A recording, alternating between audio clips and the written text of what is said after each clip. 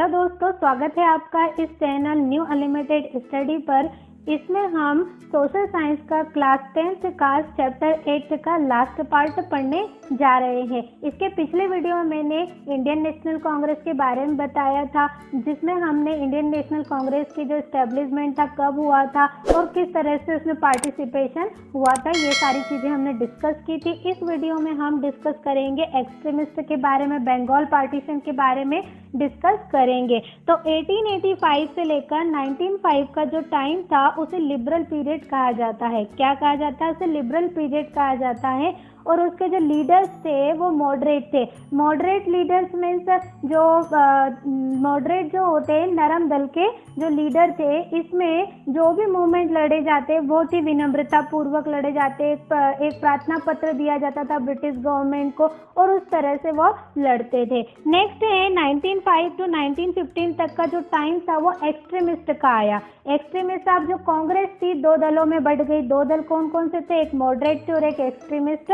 दो दल बढ़ गए। जो एक्सट्रीमिस्ट थे वो क्या थे? गरम दल के लोग थे। अब वो चाहते थे कि भैया जो चीजें हमें प्रार्थना से नहीं मिल रही, हम इतनी विनती कर रहे हैं, इतना ये जो मॉडरेट कर रहे हैं, ये सारी चीजें उनकी फेल हो रही है, ब्रिटिश गवर्नमेंट उसका फायदा उठा रही है। लेकिन जो हमारे राइट्स हैं, यदि हमें वो सीधे तरीके से नहीं मिलते हैं तो हमें उसका रिवोल्ट करना चाहिए। उसमें हमें उसका रिवोल्ट हमें दूसरे तरीके से अपनाना चाहिए। तो ये एक्सट्रीमिस्ट दलों में, दो दलों में ये बढ़ गई थी हमारी इंडियन नेशनल कांग्रेस। तो अब क्या कारण थे इंडियन नेशनल कांग्रेस के दो दलों में बंटने के? जो एक्सट्रीमिस्ट थे वो किन कारणों से जो मॉडरेट थे उनसे संतुष्ट नहीं थे? क्या कॉजेस थे एक्सट्रीमिस्ट के अलग होने का? तो जो कुछ लीडर्स थे वो एक्सट्रीमिस्ट में आते और कुछ लीडर्स जो थे वो मॉडरेट में आते। तो मॉडरेट का मैंने आपको पिछले वीडियो में समझा दिया है, तो इस वीडियो में हम एक्सट्रीमिस्ट के बारे में पढ़ेंगे। तो एक्सट्रीमिस्ट का जो कार्यकाल रहा था वो 1905 से लेकर 1915 तक का रहा था। और इसमें कुछ मेन लीडर्स जो थे जिन्होंने अपनी एक महत्वपूर्ण भूमिका निभाई थी। तो चलिए हम सबसे पहले समझते हैं कि the causes of emergency of extremist. क्या कॉजेज थे एक्सट्रीमिस्ट के कि उन्होंने मॉडरेट को समर्थन नहीं दिया या मॉडरेट को वो समर्थन नहीं देना चाहते थे, या क्या क्या उनके जो फेलियर थे मॉडरेट के वो इसमें बताए गए हैं। तो सबसे पहला था dissatisfaction toward the working of moderate. Second है failure of legislate movement. The third reason था the reactionary policy of British rule. Fourth reason था economic policy of British government. And fifth जो कॉज था वो the social culture and religion movement था। तो हम one by one इसे discuss करेंगे। सबसे पहला जो रीजन था dissatisfaction toward the working of moderate. जो मॉडरेट थे, अब उन्हें कोई बात अगर कोई राइट्स उन्हें चाहिए मॉडरेट को, तो वो क्या करते थे? सबसे पहले अपना एक प्रार्थना पत्र तैयार करते थे और उन्हें दिया जाता था। मेमोरेंडम तैयार करके दिए जाते थे, ज्ञापन तैयार करके ब्रिटिश गवर्नमेंट को भेजी जाती थी। और ब्रिटिश गवर्नमेंट क्या करती थी? उसे रख लेती थी, उस पर कोई भी कार्यवाही नहीं करती थी, जिसके कारण जो एक्सट्रीमिस्ट थे वो पूरी तरह से डिससेटिस्फाइड थे। वो चाहते थे कि भैया वो जो प्रार्थना पत्र भेजे जा रहे हैं उनके ऊपर कुछ कार्यवाही हो, लेकिन वो कार्यवाही नहीं हो रही थी। तो एक्सट्रीमिस्ट का ये कहना था कि जो भी हमारे हक है हमें मिलने चाहिए, उसके लिए हम प्रार्थना क्यों करें और कितना हम उनके सामने प्रार्थना करें, लेकिन वो हमारा फायदा ही उठा रहे। तो इस कारण से एक्सट्रीमिस्ट का ये कारण था। पहला कारण क्या था? जो अग्रेसिव लीडर्स थे उसके जो सबसे मेन लीडर कौन कौन थे? तो मेन लीडर थे लाला लाजपत राय थे, विपिन चंद्र पाल थे और अरविंद घोष इसके मेन लीडर थे। अब they wanted to launch a powerful mass movement against the British rule. वे चाहते थे, जो एक्सट्रीमिस्ट थे वे चाहते थे कि एक मास मूवमेंट हो, एक मास तरीके मूवमेंट चलाया जाए और ब्रिटिश के अगेंस्ट चलाया जाए, जिसमें ब्रिटिश को अपनी हार माननी ही पड़े और वो हमारे राइट्स हमें दे। ये इनका नेक्स्ट कहा था। और लोकमान्य तिलक ने क्या कहा था? सबसे बड़ी बात, मेन रीजन है कि जो लोकमान्य तिलक ने क्या कहा था कि Indians will not get the freedom on a silver platter. तो लोकमान्य तिलक ने यह कहा था कि जो आज़ादी है या फ्रीडम है हमें चांदी की थाली में रखकर नहीं दी जाएगी। उन्होंने क्या कहा था कि जो फ्रीडम है हमें चांदी की थाली में रखकर परोसी नहीं जाएगी कि अंग्रेज हमें या ब्रिटिशर्स हमें हमारी आज़ादी ऐसे ही देंगे। हमें उसके लिए लड़ना पड़ेगा। न तो विनम्र पूर्वक वो मान रहे हैं, लेकिन हमें उसके प्रति लड़ना पड़ेगा। ये ऐसे काम नहीं चलेगा कि हमने एक पत्र भेज दिया और उन्होंने उसके ऊपर कार्यवाही नहीं की। तो मॉडरेट जो थे वो बहुत ही नरमी से पेश आ रहे थे ब्रिटिशर्स से, और वो एक्सट्रीमिस्ट ये नहीं चाहते थे। और लोकमान्य तिलक ने तो ये कह दिया कि जो चांदी की थाली में फ्रीडम नहीं मिलेगी, हमारे हक के लिए, हमारी राइट्स के लिए हमें लड़ना ही पड़ेगा। उन्होंने ये तक कहा था। नेक्स्ट है फेलियर ऑफ लेजिस्लेटिव मूवमेंट। जो जितने भी मूवमेंट चलाए जा रहे थे मॉडरेट के द्वारा वो सारे ही ढीले थे। मीन्स जो भी प्रार्थना पत्र या मेमोरेंडम जो दिए जाते थे, मेमोरेंडम मीन्स ज्ञापन तैयार किए जाते थे और ब्रिटिशर्स को दिए जाते थे, और ब्रिटिश उसे सिर्फ अपने पास रख लेती थी एक प्रार्थना पत्र के रूप में, लेकिन उस पर कोई भी कार्यवाही नहीं की जाती थी। तो ये सबसे ज्यादा फेलियर का कारण था उनके मूवमेंट का। भारतीय परिषद अधिनियम पास किया गया था 1892 में ब्रिटिश के द्वारा, जिसमें इंडियंस के राइट्स की बात कही गई थी, लेकिन उसमें इंडियन का पूरी तरह से डिस्क्रिमिनेशन किया गया। उन्हें पूरी तरह से एक्सप्लॉइट ही किया जा रहा था। उन्हें कोई भी राइट्स नहीं दिया गया था जो उनका हक था। But did not provide any valid rights to Indians को कोई भी वैलिड राइट्स नहीं मिल रहे थे। All the hopes of getting political rights through the legislation that means faded। जितने भी ब्रिटिश गवर्नमेंट ने पॉलिसीज बनाई वो सारी अपने फायदे के लिए बनाई। भारतीय परिषद अधिनियम उन्होंने पास तो कर दिया, लेकिन उसमें जो वैलिड राइट्स थे इंडियंस के वो नहीं दिए गए, और पूरी तरह से वो इंडियन को पूरी तरह से यूज कर रहे थे, मॉडरेट को यूज कर रहे थे, मॉडरेट लीडर को यूज कर रहे थे, जिसके कारण उनके जो मूवमेंट थे वो फेल हो रहे थे। नेक्स्ट जो कॉज था कि the reactionary policy of British, जो कुछ रिएक्शनरी पॉलिसीज बनाई गई थी ब्रिटिश के द्वारा, जैसे 1857 में जो हमारा मूवमेंट चलाया गया था उसके फेल होने के बाद 1858 को क्वीन विक्टोरिया वहाँ की महारानी बनाई गई, और उन्होंने कुछ सुधारे अमेंडमेंट किए पॉलिसीज में, लेकिन उनकी पॉलिसी को पूरी तरह से सप्रेस कर दिया गया। तो इस तरह से जो भी रिएक्शनरी पॉलिसी ब्रिटिश द्वारा बनाई जा रही थी वह कायम हो रही थी, या वो बढ़ावा दिया जा रहा था, और जो क्वीन विक्टोरिया ने कुछ अमेंडमेंट किए थे उस पॉलिसी को भी गिराया कहीं ना कहीं जा रहा था। In 1858 the Queen Victoria announcement they proved to be only verbal for the policy of exploitation discrimination continued as before। जैसा कि पहले से चले आ रहा था कि इंडियंस को ही एक्सप्लॉइट करना, उनका ही डिस्क्रिमिनेशन मीन्स होता है भेदभाव करना, उनके ही साथ भेदभाव ये चल रहा था। Lord Lytton and Lord Curzon had heard the Indian feelings about their rights. जो लॉर्ड कर्जन और लॉर्ड लिटन थे वो पूरी तरह से इंडियन की जो फीलिंग है उसे क्या कर रहे थे, उसे पूरी तरह से हर्ट किए जा रहे थे। अब एक्सट्रीमिस्ट यह सहन नहीं कर सकते थे, वह चाहते थे कि हमें अपने राइट्स पूरी तरह से मिले, चाहे वो हम अच्छे से ले या तो हम रिवोल्ट करके ले, ये इस तरह से चाहते थे। तो फोर्थ जो कॉज था कि economic policy of British government. क्या इकोनॉमिक पॉलिसी बनाई गई थी ब्रिटिश गवर्नमेंट के द्वारा?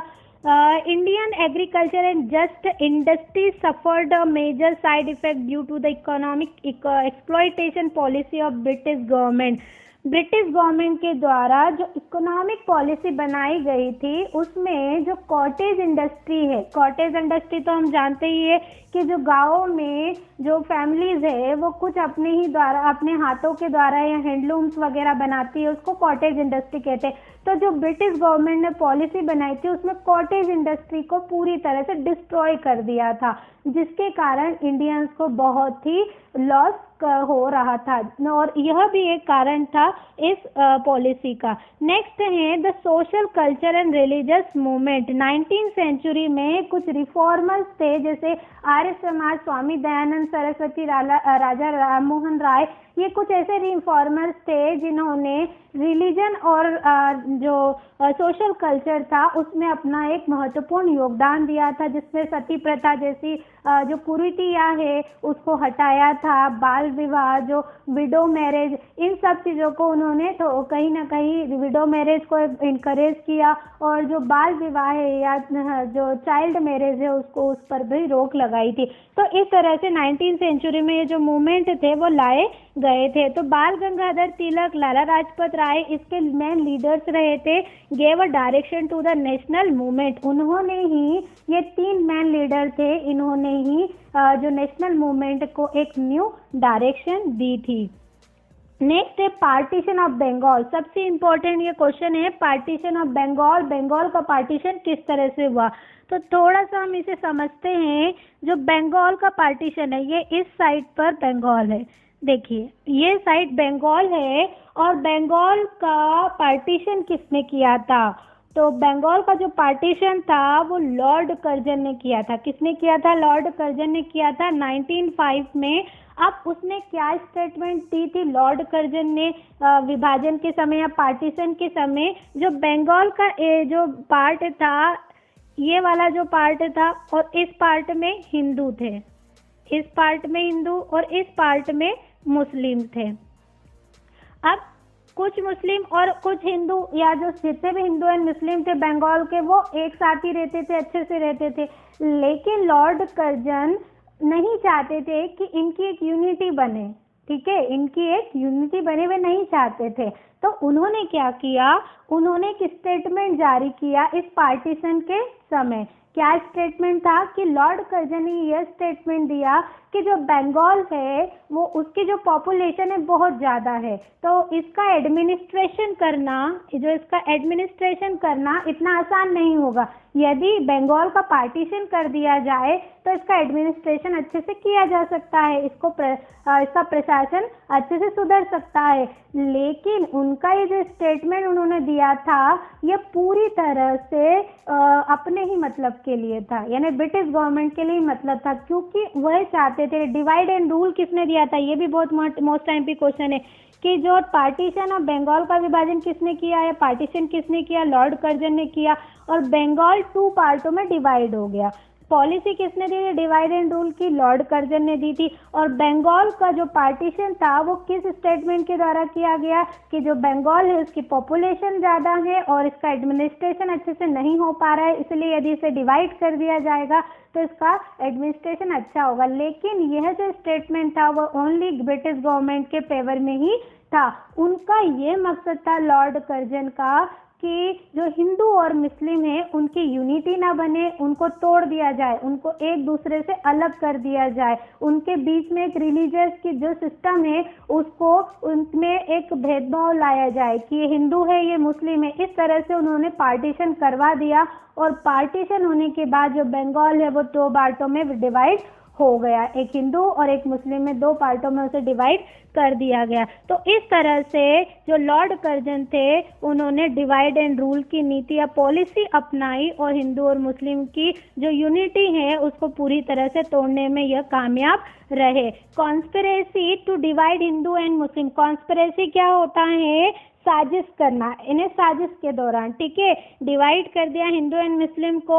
और यही पार्टीशन ऑफ बंगाल एक सबसे महत्वपूर्ण जो मुद्दा बना नेशनल अवेकनिंग था, यानी इसने राष्ट्रीय जागृति लाने में सबसे बड़ी भूमिका निभाई बंगाल पार्टीशन ने, और इसे एक्सेप्ट किया था। स्वराज लाने की जो मांग थी वो इसी बंगाल पार्टीशन के बाद स्टार्ट हुई थी। तो इसके जो potentially explosive situation in Bengal, Surendra Nath Banerjee has written that, Surendra Nath Banerjee ने इसमें क्या लिखा था? Partition of Bengal cause the nationalism movement to take the aggressive distance, Mahatma Gandhi accepted it is in the swaraj. और यहीं से स्टार्ट हुआ राष्ट्रवादी जो लहर है, यहीं से स्टार्ट हुई थी बंगाल पार्टीशन से, और महात्मा गांधी ने भी स्वराज, अपना स्वराज को स्वीकार किया था। स्वराज मीन्स अपना अधिकार। स्वराज मीन्स क्या होता है? जहां अपना ही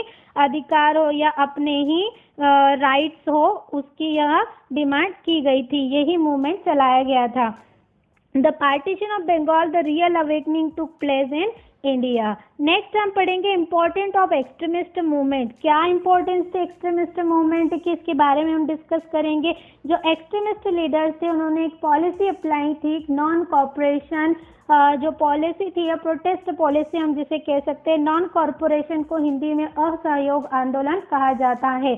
नॉन कॉर्पोरेशन प्रोटेस्ट पॉलिसी चलाई थी जिसमें this policy was converted into a mass movement, और यह जो मूवमेंट है वह बहुत बड़े आंदोलन में परिवर्तित हो गया। The launch by the court introduce concept of swadeshi establish the national education and council and self reliance is in an individual. इसमें स्वदेशी एस्टैब्लिशमेंट जो विदेशी चीज़ों का या विदेशी गुड्स का बहिष्कार किया गया और स्वदेशी जो चीज़ें थी या गुड्स थी उनको अपनाया जाने लगा। जैसा नेक्स्ट हम पढ़ते हैं इसमें the main leaders of extremist nationalism. अब कौन कौन मेन लीडर्स थे इसमें?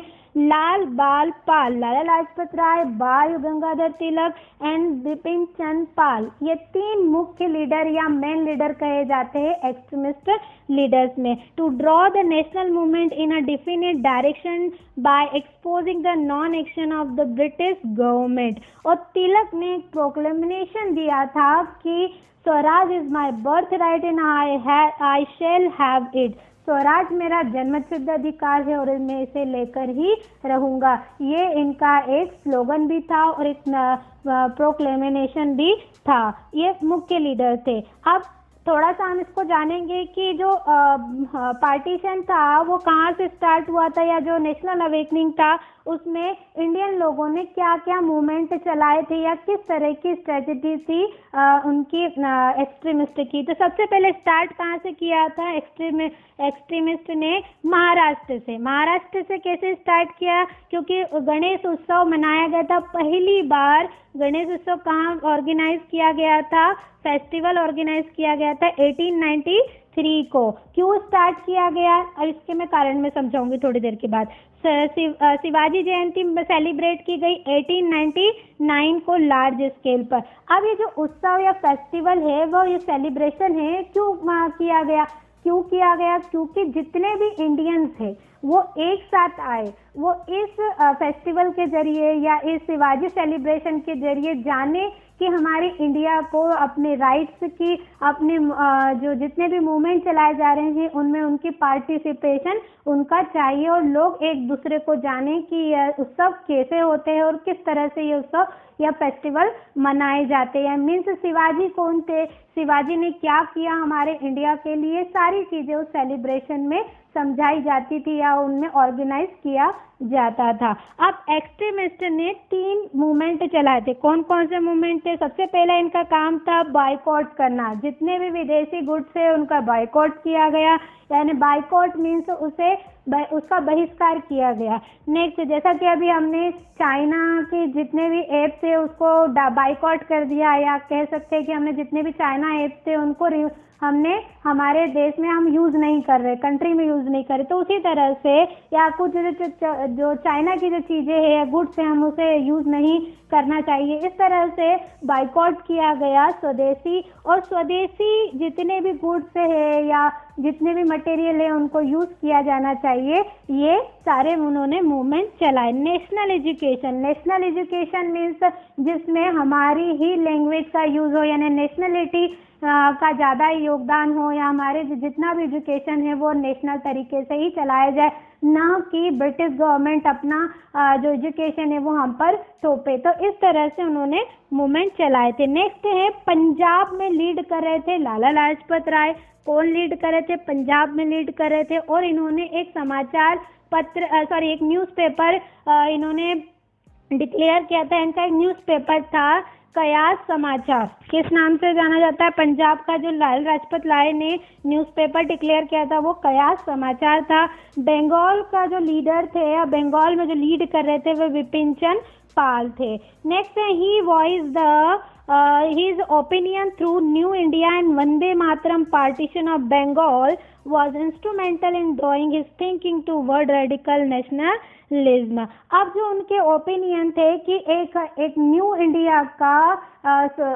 इंडिया बने और जो जितने भी पुरानी जो कुरीतियाँ जो ब्रिटिश गवर्नमेंट के द्वारा जो पॉलिसी चलाई जाए वो पूरी तरह से हटा दी जाए। और उन्होंने इस पार्टीशन में वंदे मातरम जैसे बंगाल में बंगाल में भी अपनाया जाता है, वंदे मातरम गीत गाए जाते हैं बंगाली में और वंदे मातरम हमारे देश में भी गाया जाता है। तो इस तरह से उन्होंने नेशनलिज्म या कह सकते हैं कि नेशनल अवेकनिंग की शुरुआत कर दी थी। आई होप आपको ये वीडियो अच्छा लगा होगा। यदि यह वीडियो आपको अच्छा लगा हो तो इसे लाइक एंड सब्सक्राइब करना ना भूलिएगा और उसके साइड में जो बेल आइकन है उसे भी प्रेस करना ना भूलिएगा, जिससे कि आपको जितने भी सोशल के वीडियो बनेंगे उसके नोटिफिकेशन आपको मिल सके। Thank you very much for watching this video.